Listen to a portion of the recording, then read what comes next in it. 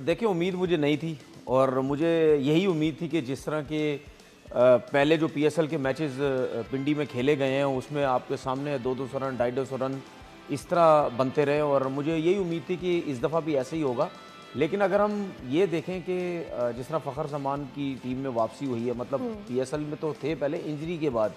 जो पाकिस्तान टीम से बाहर हुए, इंजरी हुई उनको, उसके बाद से बड़ा इवेंट जो है वो पहला वो खेल रहे हैं।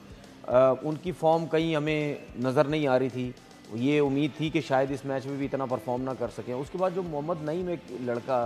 जो खेला है, वो मेरे ख्याल में पहली दफ़ा पीएसएल खेल रहा है और लाहौर कलंदर की एकेडमी से ही, क्योंकि इनका ताल्लुक है और क्योंकि वो तो उनकी कोशिश होती है कि कोई ना कोई नया लड़का आ जाए,